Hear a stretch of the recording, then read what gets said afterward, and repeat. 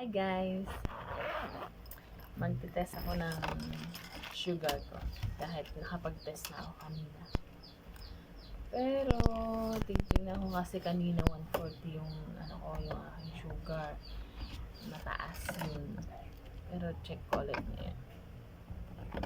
Pero nakakain na ako. Pero try ko pa rin. Maaga kong kinuha yung bago siguro.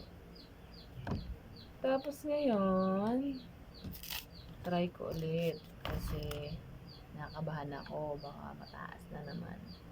Medyo mataas yung sugar ko. Ayun. Para ma-send ko dun sa isang batang babae dyan. Gusto daw niya makita. Tilisan ko muna yung aking kamay. Kamay pa din. Daliri pala. Ayan, may alcohol ito. Tilisan ko muna siya.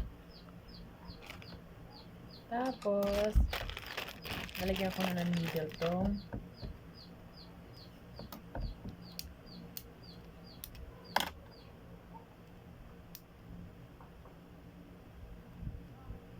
eto.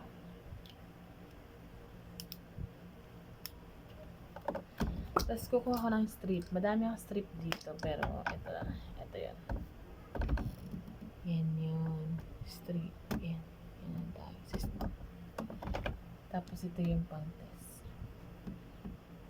Ito yung blood glucose meter. Ang tawag dito ay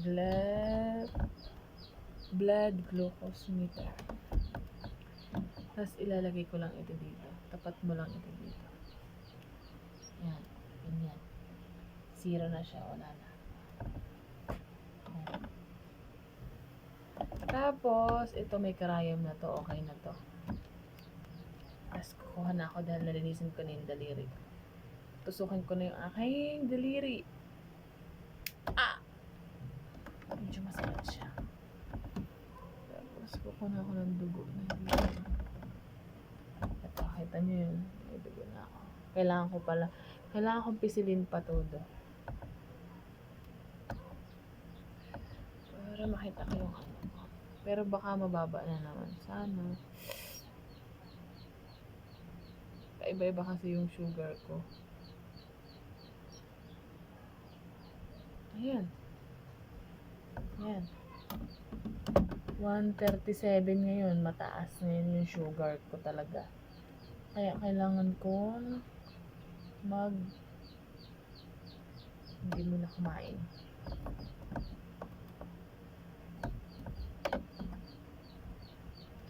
Masakit siya. Masakit.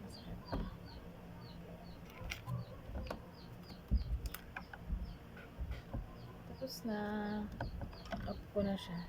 Masakit kasi nakadalawang tusok na ako.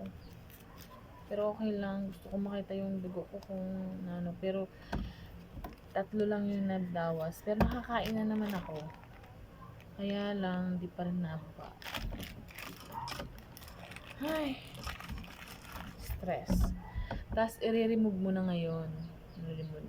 Number 2 lang yung yung haba ng karayom. Number 2. Hindi ko na kaya number 3 kasi medyo mahaba na yung karayom nun. Ngayon, i-remove ko na yung karayom dahil ito'y disposable naman, itatapon ko na siya. Ako lang yung gumagawa sa sarili ko. Ako din ang nag-BBP sa sarili ko. Kasi, marunong naman ako. Bye guys! Thank you for watching.